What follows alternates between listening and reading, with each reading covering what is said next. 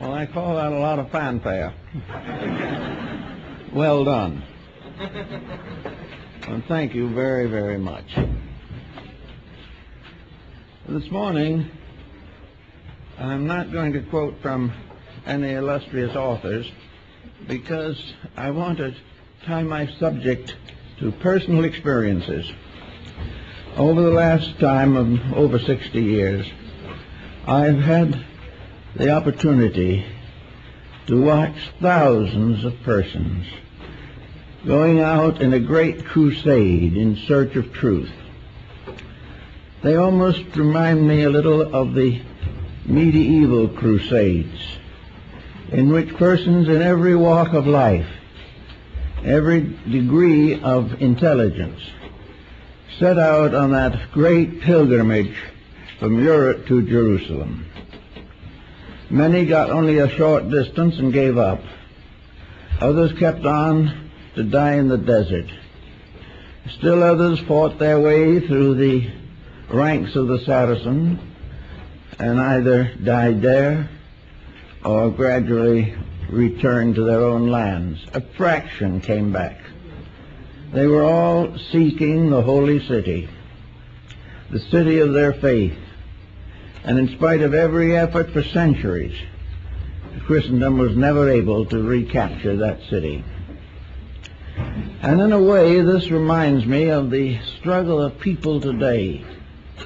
In every religion, every faith, every cult, and every creed, human beings are searching for the personal experience of reality. They are seeking to come to understand themselves, to find a reason for their own existence, to find that balm of Gilead which has been promised to them. They have come in every color, creed, race, and type, and every degree of intelligence. And yet, with it all, so very few have reached the goal that they sought. Many reached a goal which they thought was what they sought. But after a time it proved elusive and delusionary, and the search continued. The alchemists sought to make gold, and also to reform society. The Hermetists studied the secrets of nature. The Greek mystics and philosophers studied the world with the most profound attention and with the greatest benevolence. Many of them came to extraordinary conclusions, but now in the 20th century, these conclusions are ranged against each other, and a new materialism, a new intellectualism has taken over, and a new pilgrimage has been declared, a pilgrimage into the great economic future of a world industrial wealth. Still, the search goes on, the search for peace among nations, peace in our own hearts, peace in our family lives, peace in our national governments. We are still searching for that mysterious integrity which alone can bind up the errors of society. Now, looking back as far as we can in history on this, we observe a certain number of special points of interest, and these include both Eastern and Western thinking, the wisdom of Asia and the wisdom of the Western world combined. And it all seems to sum up in one peculiar inconsistency, namely that the individual seeks something better without becoming better himself. He seems to think of religion as a way of atoning for something, atoning for his own misdeeds or his own ignorance. He seems to believe that if he can become part of an association of religious peoples, that he can drift with them into the better land beyond. But actually, we are today no closer to that which we essentially seek than we were thousands of years ago, because we have added more to our difficulties than we have to our solutions. And now we all stand in the midst of the greatest challenge we've ever known, nuclear warfare. Now, how all of the good of the past could come to this, how the love and wisdom of thousands of dedicated souls could not prevent this emergency, is a very strange and sad commentary on our way of life. So this morning we want to take up the problem of opening the doors to the inner self, to the reality within us, to see if we can come to a little better understanding of the problems that we face. Those of you who have, in travel, visited primitive peoples may note one interesting point, namely, way back in the beginning of time, there were those who had visions. There were those who had strange beliefs, but these beliefs were supported by extrasensory perceptions. And in those old days, the great scriptures of the world were written. In those days, the great philosophical and scientific footings were laid down.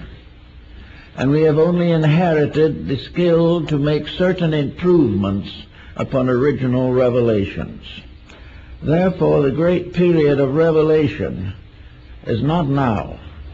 The great period of revelation gave the world Pythagoras and Akhenaton and Moses, Zoroaster, Buddha, Krishna, all the great scholars and wisdom teachers of the past.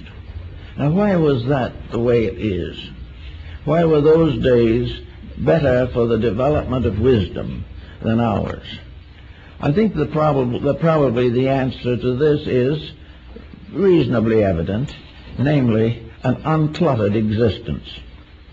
Our ancestors did not have the great ambitions that we have.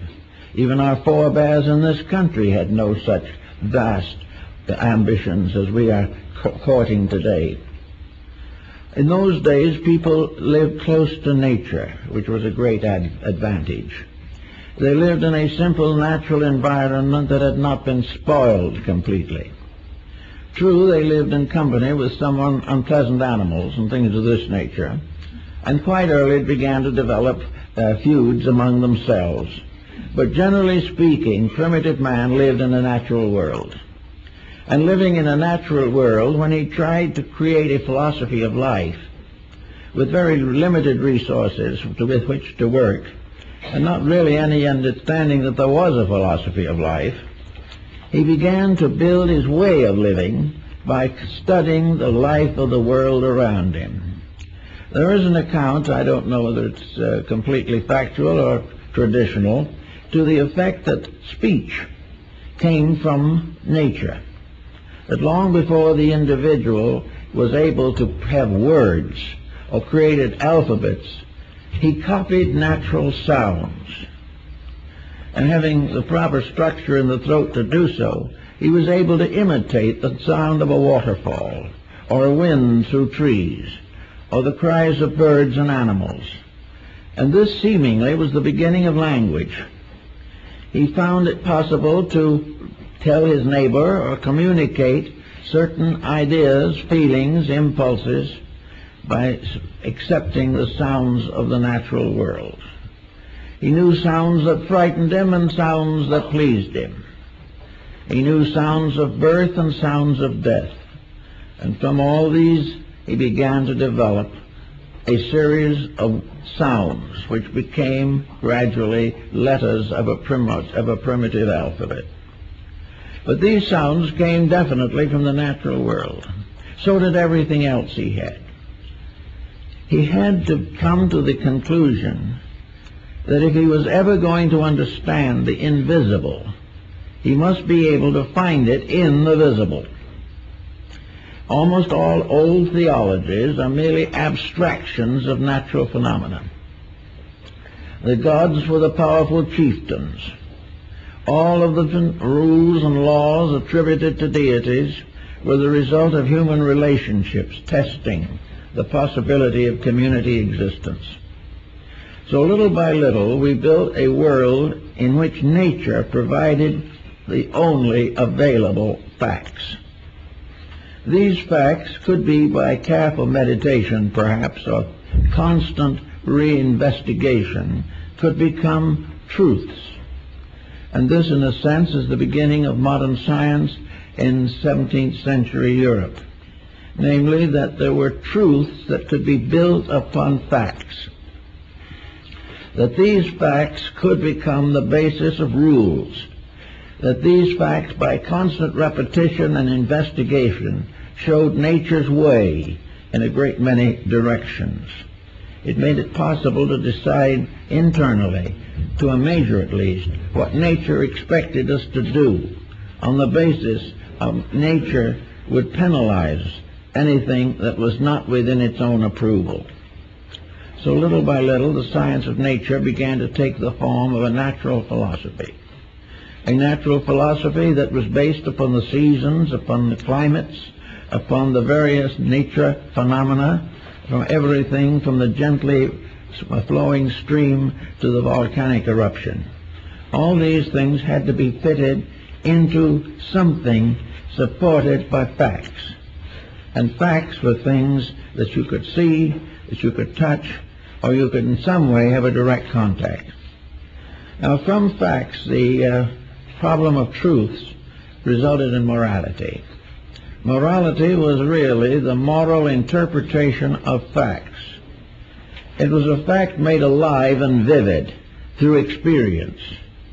The individual taking the fact and working with it discovered finally that it had within itself a meaning, a moral value, that it produced good consequences, that it advanced causes, whereas error nearly always destroyed.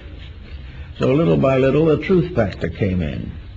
And after a long time with truth, the mind and consciousness began to ascend to a higher level, and this was reality. Reality is, in a sense, the higher octave of truth. It is something that is gradually built into our understanding as a complicated network of truths, working together, and through their interaction producing what we call reality. Reality is the final proof of the truth of a fact. And on this basis, we have built most of the learning that we know today. Now, it also follows that from the beginning of time, individuals in a mysterious way began to question themselves. The caveman probably was among the first to ask why he was created in the first place. The answer has not yet been found. Most people haven't the slightest idea where they're here.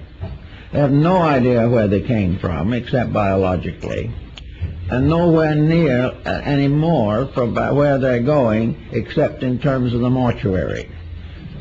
All of the rest is a noble internal reaction to something. The individual was not willing to accept the fact alone.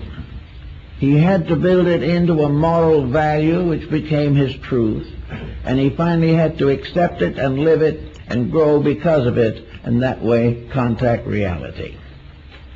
So we're going to now question how the people of today or of long ago continued their search for reality.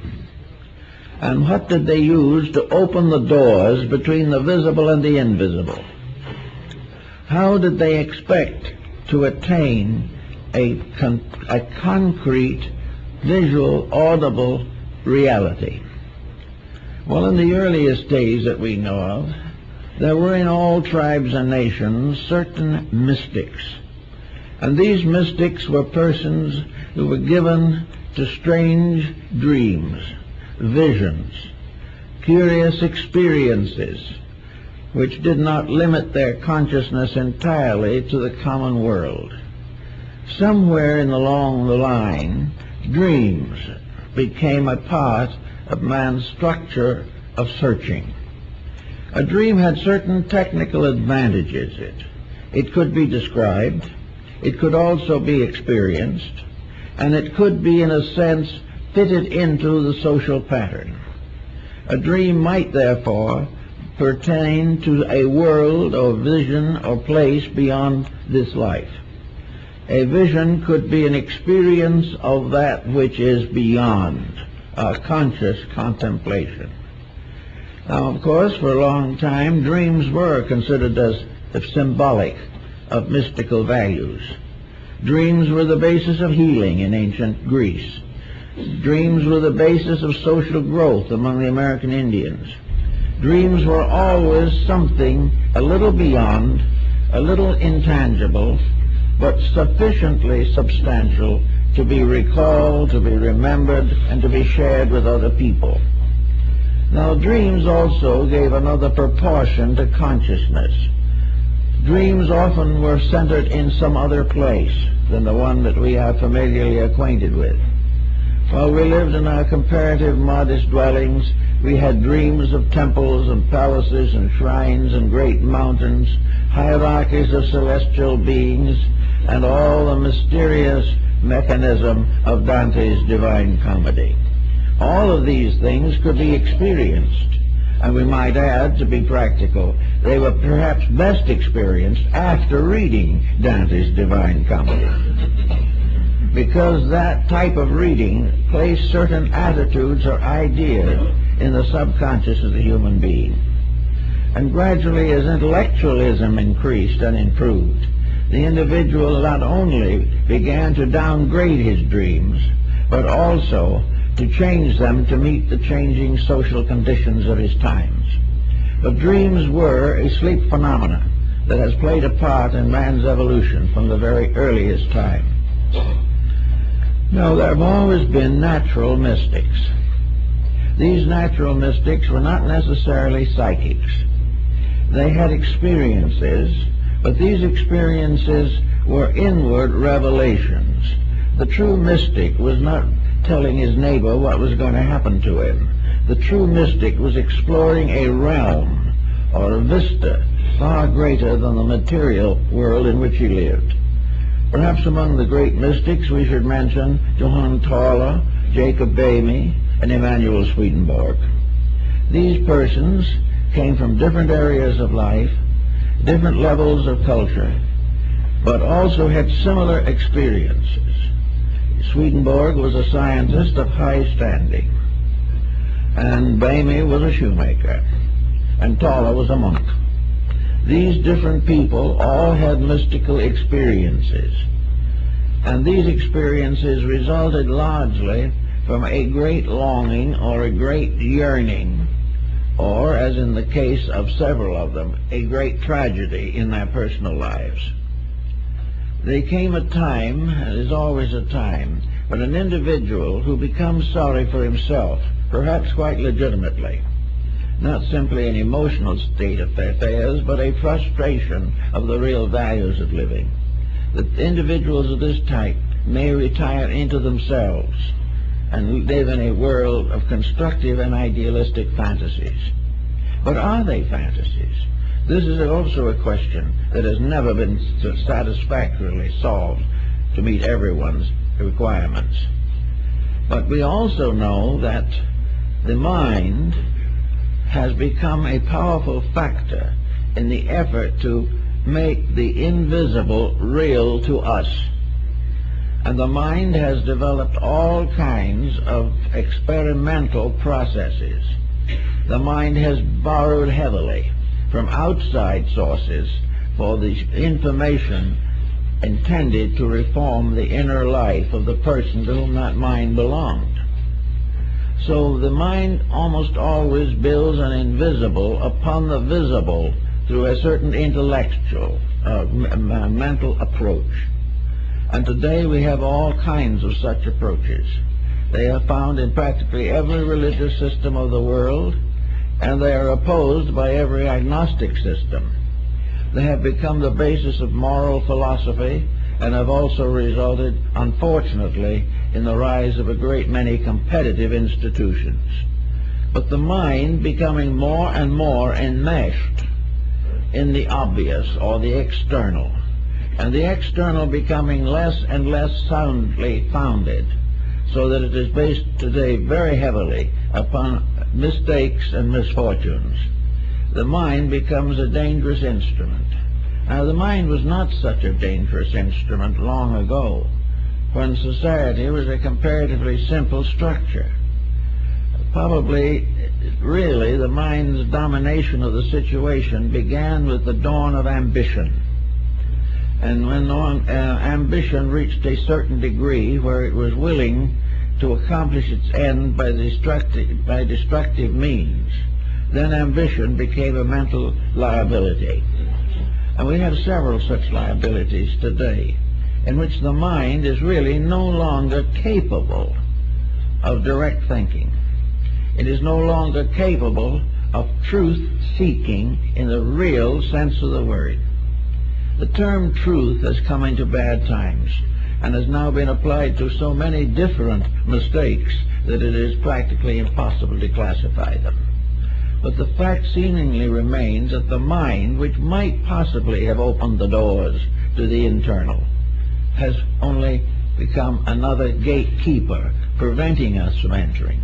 The mind, therefore, guards the gate of the superior as a watchman to make sure that the individual does not outgrow the level of thinking which is common to his society. It is assumed that if he does this, he will be an outlaw, impoverished, and probably disgraced. So the mind guards his outer reputation at the expense of his inner life. Now, with this problem more or less obvious, what have we left as ways of finding the inner? Well, the second way, perhaps, is religion, as expressed through the heart doctrines of many people. Most people who will follow the heart doctrine, basically, are not intellectuals primarily.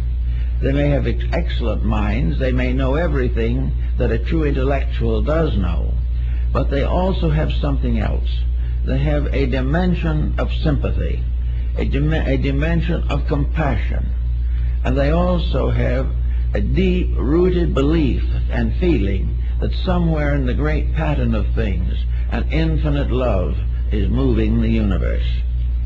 These emotional-centered people, therefore, very often come closer to the reality than the intellectual. In emotion, you have experiences, sometimes disillusionments, sometimes discouragements, sometimes destructive reactions, hatreds, and so on.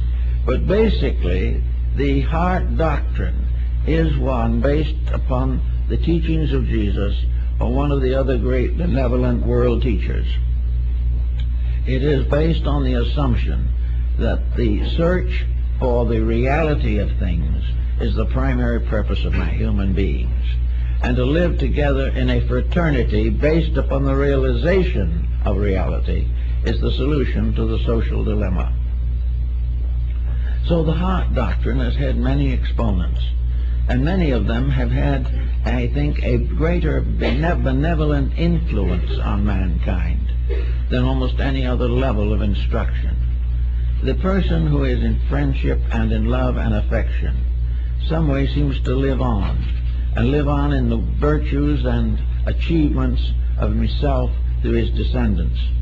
It is therefore a very important point to make sure that we realize the tremendous significance of religious affections. But now comes the rub. The religious reflections run into controversy. The individual wishing to be a devout person may find that devotion today is strangely altered, that the simple affair of doing good, of being kind, of being unselfish, these things are no longer really available in terms of affection. The individual has been cheated too often, he has been imposed upon, and he has also developed ulterior motives within himself that are so powerful that he is really incapable of a pure emotion. He cannot prevent his emotions by being colored, or he cannot reconcile the inconsistency between a noble emotion and an ignoble action. So both exist together in the same person, and this conflict results in a loss of man's affection as a means of liberation. Now, another type of thing, we go down to a lower problem again, but one that's very distinctive, and that is social relationships. The humanitarian, the individual who lives to help the underprivileged, the benevolent person, the person who devotes his life to the service of mankind in one kind of way or another, the devout physician, the devout attorney, the devout industrialist, the individual who basically is unselfish, becomes a servant to physical needs of human beings, and also becomes an inspiration to their internal requirements. These all constitute a level of virtue in which the person becomes virtuous through service. And service is, of course, in fact, and in vision and in substance, the noblest expression of man's inner life. But the inner life itself must still be considered. We must try to find out what happens to help the individual to have an inward experience that is great enough to dominate his mental, emotional, and physical attributes, and in that way give him back to the leadership of the best of himself. Plato said that a country is best ruled when the best persons rule. The human being is best governed when the best part of himself leads. Now, some think the mind is the best part, others the emotions, some the physical body itself with its resources. But all of these finally come under the leadership of that which dwells within the body, within the emotions, behind the mind. What is this basis of reality? How are we going to reach it? How are we going to challenge it to come out of its strange aloofness so that it can become available to the person? One thing we find out immediately is that this search has to be personal. There is no possibility of communicating this reality in ways necessary to solve the problem of the individual, except that it be given to the individual with his particular problem. So we have to try to find out how to reach the opening of the inner life so that something superior to mind can become the ruler of mind, and use the mind, the emotions, and the body as an instrument for the fulfillment of a sacred purpose. This we have to try to discover in one way or another. We begin with it, and we begin to see that in ancient times there were various doctrines that were developed very largely for the purpose of bringing the individual into contact with his own higher nature. That there were teachings that taught him to rise above even the highest aspects of his own mind into an immediate and intimate experience of reality. This became a very deep and important problem, particularly with the Neoplatonists and with the Buddhists and several other groups, that the quest for the way to become enlightened. Enlightenment being, in this case, the light of the inner shining upon the outer. It was not the individual holding a candle up before his own mind. It had to be something else. The light had to be something that came from above and not through him as a person. It had to be a blessing, a benediction, a baptism of the Spirit. And he had to try to find if there was any way in the world in which it could happen to him. And most of those who have achieved greatly believe that it could happen. And those whose recorded remarks and opinions on the subject have descended to us, while they do not tell us the way, tell us the way they developed, and maybe gave us a clue to what we could do in our own time and in our own way. One of the first things that we are told in ancient scriptures is the simple line, "Be still and know that I am God." Now, I think perhaps this is one of the most important statements in connection with man's religious life. The problem of trying to be still. Now, when we think of still, if we are bound to material things, we will simply say that the individual does nothing. That is not the answer. That is not what is intended. Intended only to become part of worship. When the individual seeks the ordinary, he can read a school book or attend a class. When he seeks to know the mystery of his own inner self, he cannot storm the gates of heaven. If he tries to get into the sheepfold, which was the old name for religion, by any way except the proper gate, he is then a thief and a robber. Therefore, the ethics, the morality, the integrities involved have to be kept in mind at all times. To be still to the mystic means to be free from the involvements of mind and emotion, and free also from various physical symptomologies that may arise, in order that he will permit that which is truly the over-self to be heard. The still voice, the small voice, comes to the individual who stops talking long enough to hear it. And that is very rare, even in religion. The problem always is that we are trying desperately to decide for ourselves on mental, emotional, and physical levels those problems, decisions, which can come only from something superior to what we now use. We have to some way break into that mysterious realm that has been called intuition or the extrasensory band. Now, we have to be careful even of this, because the extrasensory band has now become locked in the intellectual pattern. The extrasensory perception now is merely to explore scientifically those parts of the universe which might be usable here, but which we are not aware of at the present time. Therefore, extrasensory perception may be completely selfish, may be intended to advance destruction, may be engaged in order to find new weapons and new ways of avoiding truth. These things can come from the wrong understanding of what is intended by the concept of be still and know. To be still now, for us, in this particular world in which we now live, it seems to me, is to cease doing that which is not necessary, not right, and not good.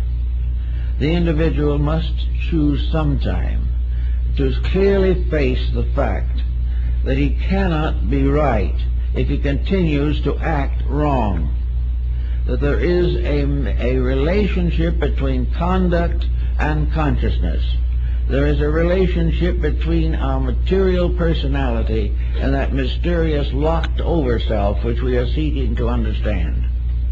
Therefore, it is very necessary to be still in the sense of recovering from all of those intemperances of attitudes by means of which the normal growth of the consciousness is delayed or disposed of entirely. Therefore, if we want to really understand this, we have to begin the process of ironing out ourselves, to get rid of those things which interfere with the natural mistakes of life. I mentioned that one day to a man who came to me, that if he stopped all these various attitudes that he had, he'd be better off. And he seemed quite unhappy and a little indignant. Well, he said, if I stop thinking about all these mistakes, I'll have nothing at all to think about. Well, that probably is true. But it's possible to imagine that there might be some things to think about that are not mistakes, if we give any ground for such thinking. If we are willing to gradually iron out the impulses and intemperances with which we have burdened ourselves for thousands of years and brought with us in any sequence of rebirth that happens to us.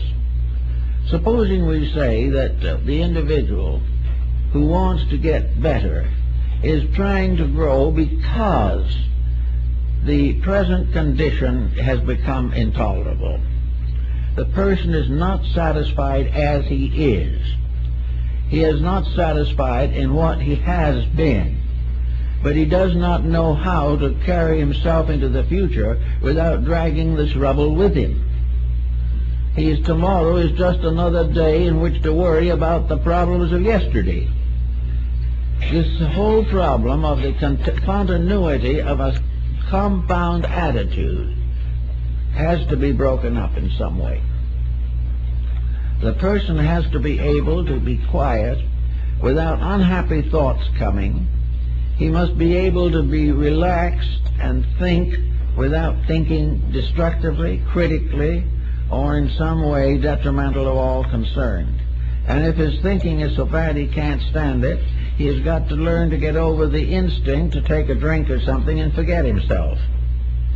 The individual trying to forget himself is really telling us he's trying to forget a personality that is impossible. And there's no way of getting away with it except by outgrowing it. Now, some have undoubtedly have been able to drink themselves to death, and hope that by this means that they have accomplished everything that was necessary. While these people belong in believe in the kind of life that we are generally living, they will feel they have got release. But to the deeper thinker, they have solved nothing and have escaped nothing. So that the problem becomes again, cure it now rather than face it later. So in the problem of getting started on this inner search, we have to kind of find out that nature, in its own way, our natural compound, is essentially cooperative. The body, with all its natural functions, is really a pretty good creature, considering everything. It has laws and rules which, if we keep them, it will keep us as long as possible. It also has rules that we cannot break. And the moment we begin to reject our responsibility to the body, we're in trouble.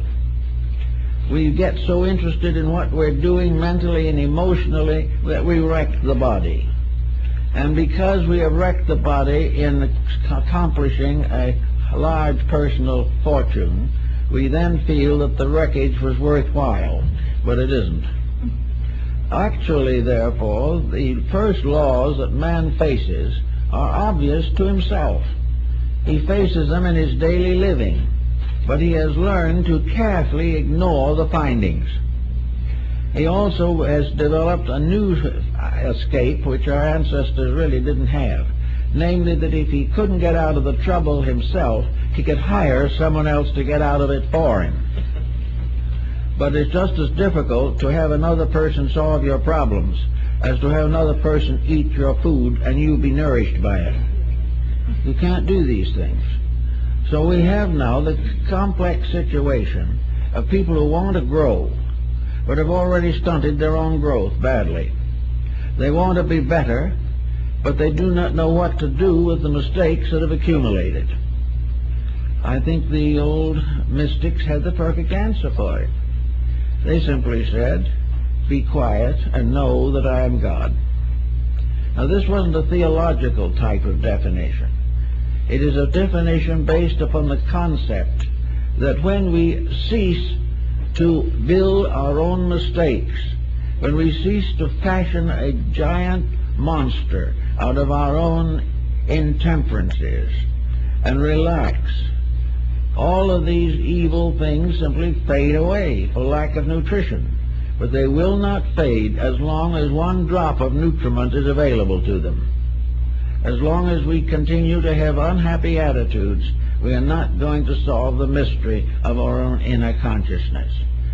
Actually, the way of life physically that gives us the maximum probability for years is the same type of discipline as that which is necessary to the mind and the emotions so that they will fulfill their duties as perfectly as possible. When the emotions are quieted down to simple, gentle, real values, the emotional nature is protected. We have no likelihood of trouble with some of the internal organs of the endocrine system, which have particular control over our emotional content. We will not kill ourselves by false feelings any more than we will kill ourselves with bad food. When we go up again to the third one, we have the mind. If the mind is used as it was intended to be used, and that is for the common good, for the advancement of everything that is real and valuable in life, if the mind could be released from the terrific pressure of self-interest, if it could get away from all its scheming on how to defeat a brother, and rather simply, quietly work out how to help him, all things would be much better in the mental world. There would be much less mental breakdown, and we would not be suffering from too many cases of senility. It is the misuse of the mind that gradually changes life into a dismal dwelling for the individual. So in each of these levels there is a natural law. Each of these creatures has its rights and privileges. Each level of ourselves has its inalienable needs and corrections. They're all here if we want to use them. Now, a lot of people have been perfectly willing to support religions industriously. They have been willing to make pilgrimage. They have been willing to do all kinds of penances to remove some guilt mechanisms within themselves. And at the same time, even though they live a pretty fair life, this great experience of projection into something higher has not occurred to them. Largely, it's a result of not being able to quiet the separate levels of our consciousness on their own levels, and then quiet the relationships of them to each other. In other words, if the mind and emotions are locked in conflict, they're in trouble. Wherever there is conflict, there is a kind of destruction. There is a false motion. Wherever there is an obstruction, there is a decay of values, a disintegration, an infection, in which something becomes sick. All selfishness is sickness, no matter what you want to call it. All jealousy is sickness. These things are just exactly as serious as sicknesses as are the ordinary physical ailments which we may or may not be able to cure. This problem, therefore, is to get rid of the sickness arising from the misuse of powers, faculties, and principles within ourselves. Unless we're able to do this, we're going to stay right in trouble just the way we are. But the worst part of it is, we may be a good church member while we're in this problem.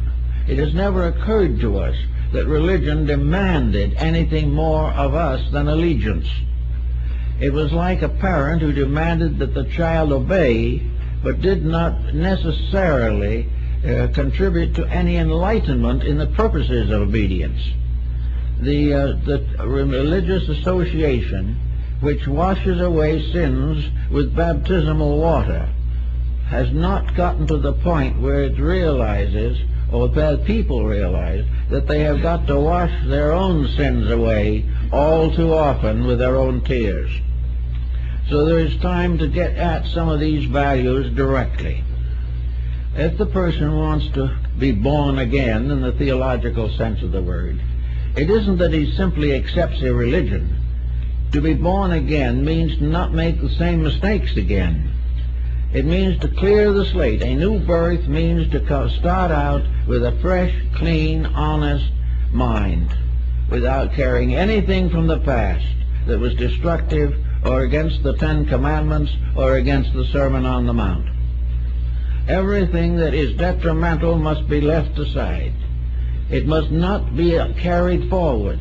Yet the individual may be born again and still be in some business which is highly competitive, or in a family relationship in which tyranny dominates, or children are neglected, or the older members of the family are ignored.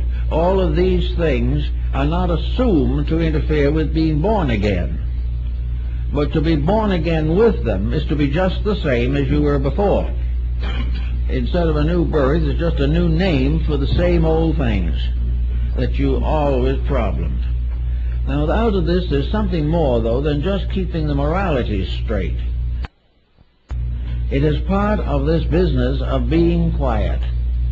Every agitation, every intensity of negative attitude is dangerous to the inner life of the person.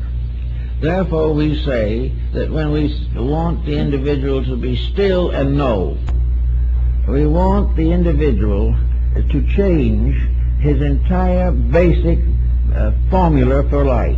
It doesn't mean he can't speak. It doesn't mean he can't have ideas. But he has to have only things that work together for good. The body, mind, emotions must be brought into harmonic relationships. There must be no discords in the compound of the person. It doesn't mean he necessarily is awfully well advanced. He isn't perfect. He isn't above making an occasional mistake. But when he makes a mistake, he knows it and he's sorry. And when he's not too wise, he may be much deeper in the mysteries of his own inner life. So the problem is that in stillness now is the end of conflict, not the end of function. It is that no longer will the individual be in a continuous disturbance with himself. He will not regret what he did yesterday and build a new regret today. Pythagoras advised this doctrine of recollections to accomplish freedom from habit patterns.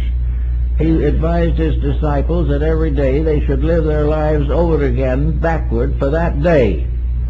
See what they did right and what they did wrong, and determine to correct any mistake that was made during that day. Recognize it, correct it, and outgrow it, and reach the condition in which it would not be repeated.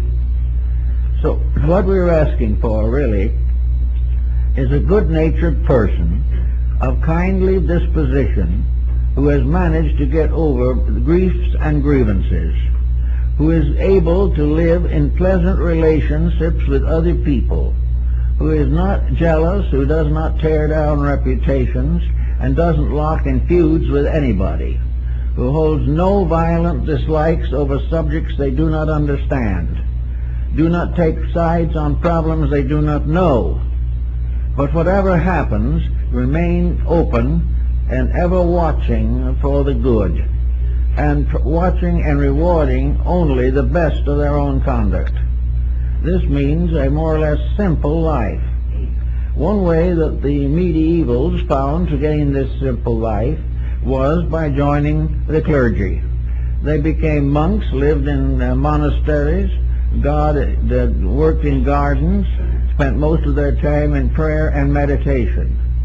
But this didn't work quite well either, for in this case the isolation was the individual arming himself against himself. He was determined to destroy the opportunities to make mistakes and gain virtue in that way. It's not done that way. It doesn't work. The individual does not recover from his mistakes because he locks himself away from temptation. Because temptation is still there, and all kinds of internal pressures affect him and afflict him even while he is in a monastic existence. The answer to the whole thing was stay in the world, but be able to live your own inner life without worry and fear, and if other people wish to ridicule it, let them. But do not resent their ridicule. It's not worth it. Do that which your inner life tells you is right. And in order to do that, you have to get a message. Now, messages coming from the inner life are often mistaken. Very often what we consider to be a vision is merely a way of supporting our own personal attitudes. When visions begin to support our right to be wrong, we have a good reason to question the visions. Visions can be nothing but nightmares. They can be nothing but psychological expressions of our own defects. They can reveal to a clinical trained psychiatrist or psychologist just what is wrong with our dispositions and why we are in trouble. This type of vision or dream is of no basic value except as a warning. and the individual does not need to have an elaborate analysis of this. For if he has pressures, he will have dreams, and most of the dreams will be related to his pressures, either justifying them or trying to help him to fulfill the things that have created the pressures. So we don't go on that level. But if there are no pressures, if there are no intensities, if the individual is living a very quiet, reasonable, and natural life, perhaps he'll be a little like Jacob Bernays, the great German mystic. He was raised and educated as a shoemaker. He was an apprentice shoemaker. Finally, we got his papers and became a master shoemaker and lived in the little town of Görlitz all his life. He was married and had children. He attended the Lutheran church, and he was a very simple person with only the education possible from a local school, which probably taught him only enough to read the Bible. So this man quietly, peacefully made a strange compact with himself. He resolved to live as best he could in his simple way, the best he knew. And he was a very quiet man and a very charitable man. And when the Lutheran communion turned against him, very bitter, he never for one moment showed the slightest resentment. While they were denouncing him in the church, he was sitting in his pew and listening to it. He was unwilling to even pick a quarrel with the men who were accusing him of heresy. Fortunately, at that time, the Inquisition was not in control in Germany, so all they could do was downgrade him. But actually, in this very simple family way, they say a very wonderful father, a faithful husband, a good friend, and an absolutely honest craftsman who marked every shoe he made and guaranteed it. To this simple man came some of the most extraordinary visions recorded in history. One day, while he was working in his shop, he had a chance to look up, and he saw a ray of light striking a pewter plate on the wall. This ray of light struck him in the eyes, and in that moment he had a vision of another world. And this vision he had of another world had none of the peculiarities that we associate with sectarianism. It was a world which he had not even a terminology for. He borrowed all kinds of words from his friends and neighbors, because he had no words. He also was able to gain some terminology from alchemy and astrology and other subjects, but he used them always in his own way, not the way they were originally being used in the communities. Little by little, Bernays discovered in himself a strange and wonderful truth that was the basis of all his thinking and all his living. He said that in the very beginning there was nothing in the universe but peace, that this peace reached everywhere, and everyone was in peace with everyone else. And they talked to God, and God answered them in the voice of a small child, a very gentle child, not much older than themselves, because he was speaking to common people and not to great scholars. And they were all peaceful until along came Lucifer. And Lucifer was self-will, and by self-will fell the angels. And when Lucifer asked deity for certain privileges, he was a faithful cherub at that time, God spoke again in the voice of the little child and said what was necessary. And Lucifer said, "Oh no, I don't like this. I don't want to live in a universe that is ruled by a small child. And if the deity can't speak out the great and glorious words I want to hear, I'm going to take over the job." Now remember, this is in Low Dutch in Germany. So he said, "I'm going to take over. I'm going to run the universe now." So he challenged deity. He said, I'm not going to do these things. If you're just a puny little deity living in space without anything around you except a baby voice, I'm going to show you how to run this thing. And at the moment that he said that was the moment of the great disobedience. And in an instant, the heavens completely changed. Everything changed. The sky was filled with great spiritual powers. In the midst of them was seated or placed the ineffable deity, with all power, all splendor, all skills, and the thunder and rumbling voice that could be heard everywhere. And it is thus that the pride of Lucifer opened the abyss of the self, opened the world of sorrow and pain, because he had tried to take over the management of the universe, and because he could see no God until he disobeyed, and then the whole glory of heaven broke upon him. Now there's something about this. It's almost a beautiful myth or legend that can be carried right on down. For the man taking over the universe because God didn't seem big enough to handle the job is something that we all might think about occasionally. Also in all the problems that we have. When we think of the universal divine plan as too weak to handle us, to take care of our problems, so that we have to suddenly become helpers in this deal, we may get into serious trouble.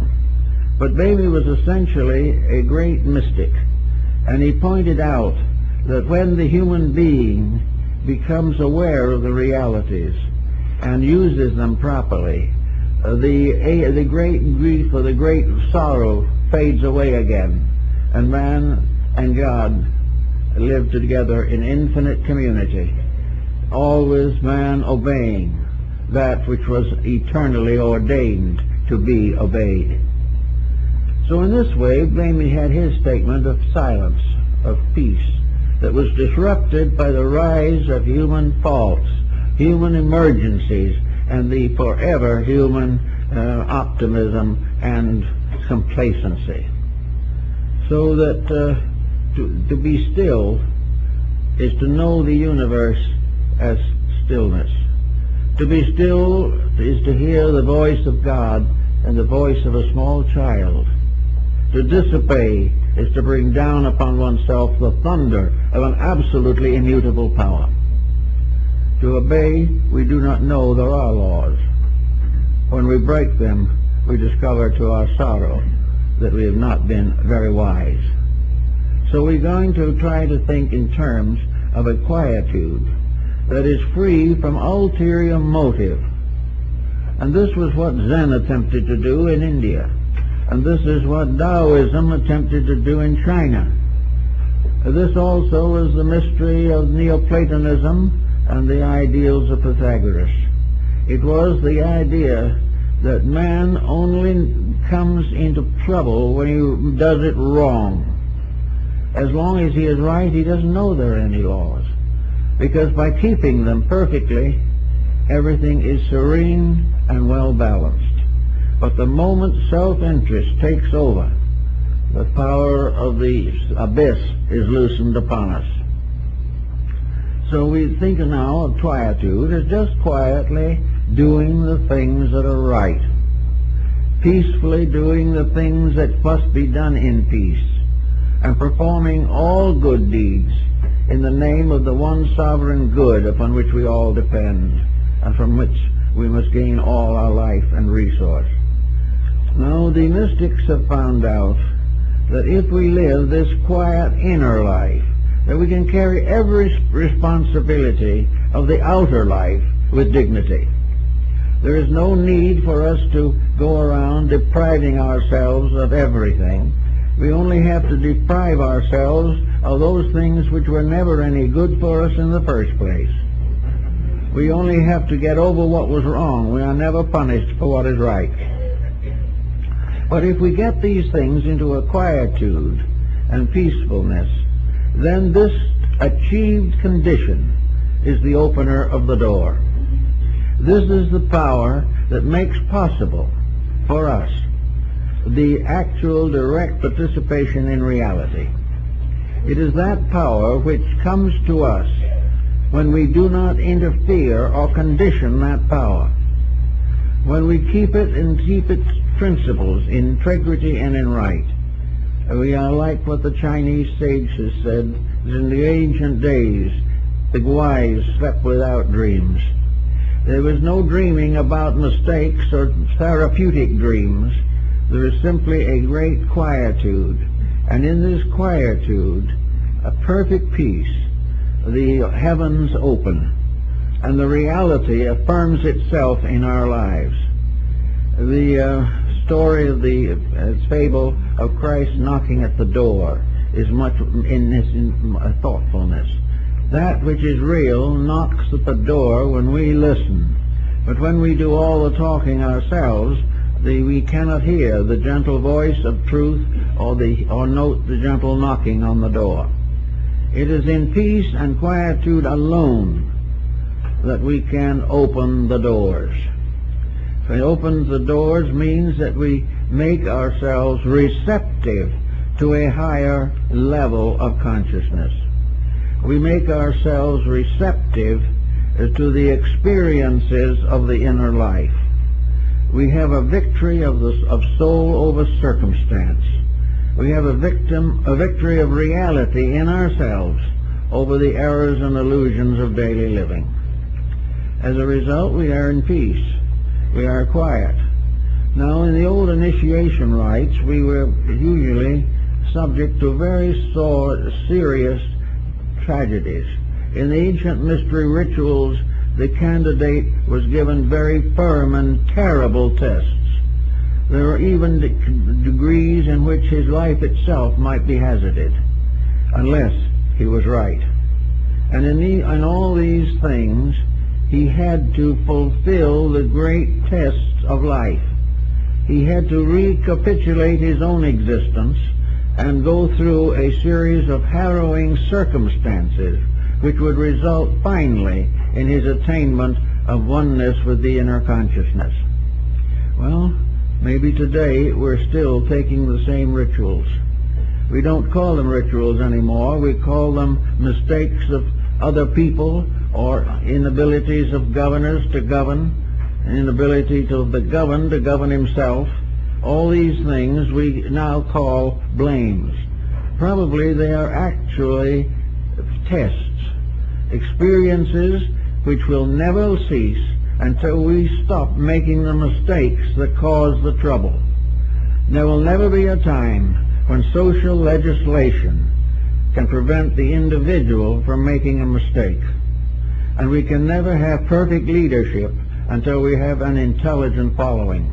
There must be dedicated followers and enlightened leaders.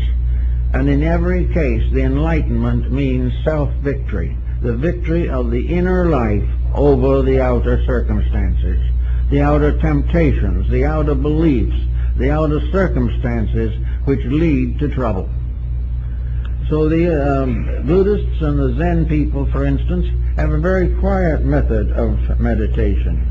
They sit quietly and they simply allow not a blank to set in. The idea is not to make the mind a blank. The idea is to make the mind a gentle disciple, kneeling or seated at the foot of the reality within. The human becomes the chela of the divine, becomes the disciple of that which must always be the leader. And various ways these revelations come to people. Sometimes they may come in an occasional dream, which is a vision, or a real spiritual experience, which is comparatively rare. But all spiritual experiences must be doubted if the individual who has them has not conquered the common mistakes of himself. Anyone who believes an extrasensory experience, who is still incapable of the direct control of his own life constructively, must be afraid of imposture.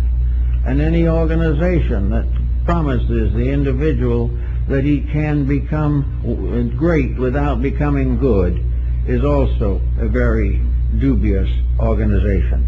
There can be no rising upward into the higher levels of consciousness except through a kind of meditative discipline. And what is meditation in this case? It is not sitting in a corner somewhere with your eyes closed and your fists clenched tightly. Meditation in this case is the quiet recognition, realization of the values of life as they have been presented to us in daily experience. Meditation helps to bring us a new way of being useful, a new way of solving or helping to solve problems around us. Now we can say with all meditation practices that nobody can solve anybody else's problems. This is true. Therefore, the fact that we think we are solving them is not quite really true. The part that is beneficial to us is the fact that we have given up something of ourselves because we love someone else more. This is the great gift. And the great gift in turn going to them may give them the courage to see what we have done and do it for themselves. Every individual who becomes happy must make himself happy. There is no possible way of other people making anyone really happy. And any apparent happiness that arises without the control and direction of inner faculties is going to come on the rocks one of these days and be seriously shipwrecked. All these things are part of a large plan, a large purpose, a divine way of things. And in our quietude, in the small voice, the voice of the silence will speak. And the voice will be like the voice of God in Bernays' vision. It will be a small, quiet voice, never a thundering of power, never a vast expression of some determination, never a final order descending from on high, but it will be the quiet voice of a gentle person telling us something we ought to know, and telling it as though we were beloved children, and not because we were great people. The recognition of these experiences comes often in various small ways. I know, for instance, one case in which an individual was very fond of a garden. They loved to plant flowers and things of that nature, and they always loved flowers. It was a very kindly relationship. It was a beautiful, quiet relationship, and one day this person, while looking at one of the flowers that was particularly beautiful, had something happen. Suddenly, this flower seemed to speak. It didn't say anything, but it seemed to speak, and suddenly the law of that flower burst into the mind of this very kindly gardener. The law of the flower became a symbol of the whole unfolding of the cosmos. The flower became an infinite symbol of an infinite purpose. And it is.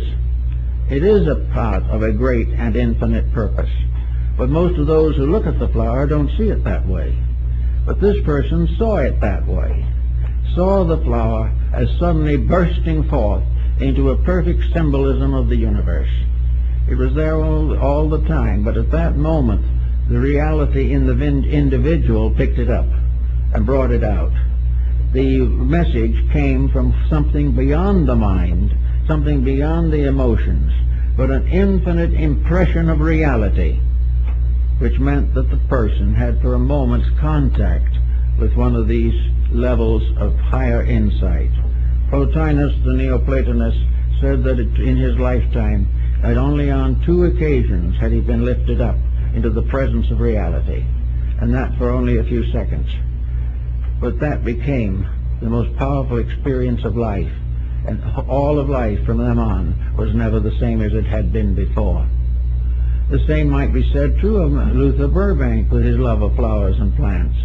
Here's a man who was able, very obviously, to influence flowers and plants. I saw him one afternoon and we talked about these things, and he said that he could talk with the plants, and the plants answered him. And when he said he wanted them to do something, they did it. So several big universities sent classes and students and so forth to see how Mr. Burbank was taking the spines off of cactus so they could be used in the desert to feed cattle. And they did exactly what he did and got nowhere. And he explained that the reason they didn't get the result was because they hadn't talked to the flowers and plants. They hadn't told those plants what he wanted them to do, what they should do, and how they could help by doing it. But if you talk with them and understand them, even in silence, you commune with them, not as little things with a root, but as reality, and wound up in a magnificent little mystery, that they obey. And he told me, he said, the only person I ever had that was able to do it was an old Chinese gardener. He said, this gardener watched me and listened, and from that time on he always talked to the plants, and they did what he wanted them to also. He said, you've got to understand life. Life is not you and nothing, or you and something that doesn't mean anything. And all the flowers and birds and animals and creatures of the universe are real. And to each level of man's thinking, some form of life becomes immediately instructive. And by accepting the instruction, a great new dimension of consciousness is achieved. This is the only way reality can be proven. It can't be proven in laboratories. It can't be proven in anything except all of nature. The very planet and everything that is on it bears absolute and eternal witness to reality. But the reality is not obvious to the person who doesn't know what the term means, or doesn't know what the experience of it means. To us, humanity is a unique thing, other things are different. We're now beginning to take a little interest in animal life, but at the same time, we haven't found the realities in these things. We haven't found that by looking at the most simple living thing, that we come face to face with a truth, a reality, an inevitable, which we can never influence, but which we can learn to accept and obey. So this is what really opening the door is. This is why the Indian went out and did vigil. He did vigil because he knew that the air was filled with life. He knew that everything that existed was real. Now he couldn't come back and explain all this to his fellow tribesmen, although most of them probably were sympathetic to it. But the proof of the fact was something else. The proof was that when he went out as a healer and sat and did vigil, the great ones, the true ones, sent symbols to him so that he would know what to do. And the fall, when he was up here with me, he said that a little light appeared somewhere on the earth around him, around a little plant, or a little flower, or a weed, or even some little small animal or creature. And he knew instantly that that which the light was around was the thing that was necessary to heal the sick man for whom he was praying. So he took this material, usually an herb, which he had never used before. He had no botanical knowledge, but he had seen in a meditation that this was it. And he took it and he made a tea with it and he gave it to the sick man. Then the reality proved itself. The man got well. That was the only reality that could be demonstrated. All the others could be, it may be a mistake, but if the man got well by a mystical experience, then that experience was real. And it's the same all the way along. We cannot get the positive demonstrations that we seek of all these things. The only thing we know is that the closer we can come to reality, the closer we come to peace, happiness, and health. And the further we get from reality, the more rapidly our problems multiply. Now, for those of us who are just, kind of going along on the way and haven't got too far, there are things we can do ourselves each day. We can begin to quiet the prominent causes of confusion. There is no meditation based upon some esoteric exercise that can ever work if the individual has not accomplished a transformation within himself. This was the highest phase of alchemy. Alchemy was to make gold out of base metals. And spiritual alchemy was to discover the eternal gold of reality in all things, which can be released and brought into manifestation by art. And art in this case is the beauty. It is the skill. It is the wonder by which we do what is right because it is right.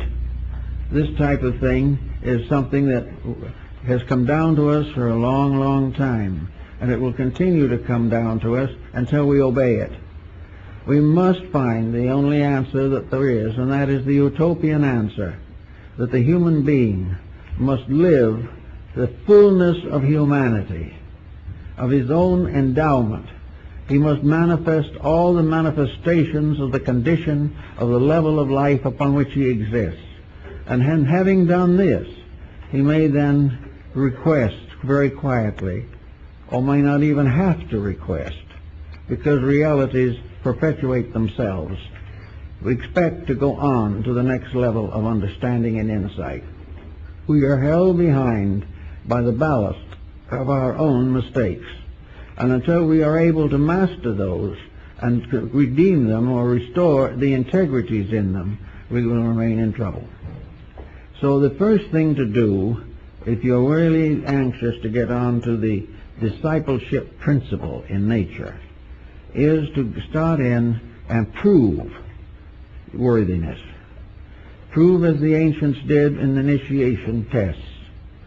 When a disciple wanted to enter into the mysteries of Eleusis in Greece, the first thing that was done was that his community was invited. The diakon, a leader of the community, was invited to tell what they thought of this young person, whether he was a good person, whether he was a good son or a daughter, because women were initiated.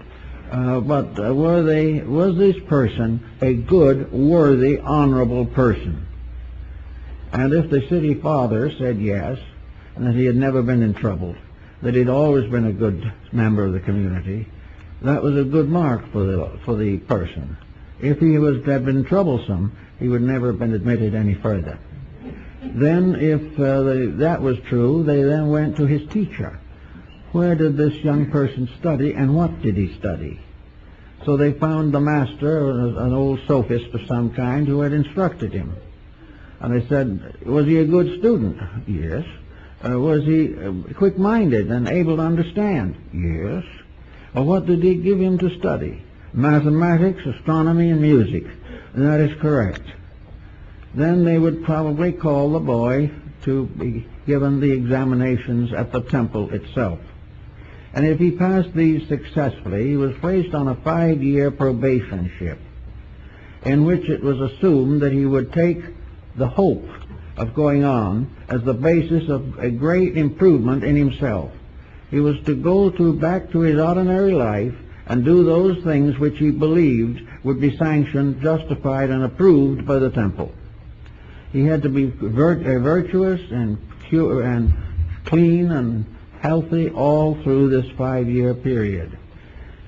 He must have no trace of egotism. He must not look down on others who had been rejected. He must simply live a clean, natural, honorable life, serving his family, keeping the rules of the community, and developing his own inner life. At the end of that time, he was put into the tests. And these tests were very severe on many occasions. But they were tests of every courage that the individual had. And every opportunity was given to be corrupted or to be sidetracked. But if he succeeded and lived on and was able to pass the final test, he was brought forth from the porch of the temple and crowned with the laurel wreath and declared to be an official and recognized member of the religious group. This then became something that was so important that in the presence of an initiate of the mysteries, even the king of the country could not remain seated. The divine instruction took precedence over all material honors. And the initiation was more important than to win a great military victory or to attain to be an archon of the state or to become a leader in any external affair. He might win the Olympic Games 10 times, but it was not nearly as much of an honor as to have the wreath of the initiate placed upon him. From that time, he was bound by oaths greater than himself that he would never corrupt, never compromise, never in any way abuse, and never falsely reveal to the unworthy the instruction he had received, and would never use that instruction for personal physical gain. Now, those were pretty rough instructions, but at the same time, they are the type of thing that we must all ultimately face. Fortunately, we don't face it all at once. We don't have to do all that is right at one time. But little by little, day by day, we are supposed to discipline our mistakes, gradually gaining control over them, correcting attitudes that are not conducive to common good, and in this way, by a certain regular order of things, come finally to the point where the interior takes complete control of the exterior, and the individual lives from the root of his own reality, that he is now no longer a person. He is now a great soul in a body. He is an illuminate. He has achieved the end that the physical world can bestow. And he has now available to him all the knowledge of his race, all the wisdom of nature around him, and all the love of the deity whom he represents and who brought him forth. So these are the things that open the gates of integrities. And these are the only ways that the gates of wisdom can truly be opened.